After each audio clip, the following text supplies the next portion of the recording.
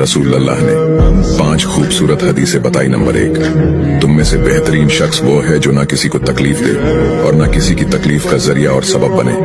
Number 2, जो शख्स दिन में 10 मरतबा सूरतुल इखलास पढ़ेगा, यानी कुल हु अल्लाहु अहद, ये पूरी सूरत पढ़ेगा, अल्लाह ताला जन्नत में उसके लिए महल बना देंगे। नंबर 3, जो शख्स हर फर्ज नमाज के बाद 1 मरतबा आयतुल कुर्सी पढ़ने का मामूल बनाएगा, तो उसके और जन्नत के दरमियान सिर्फ मौत का फासला होगा, यानी वो शख्स मरते ही सीधा जन्नत में जाएगा।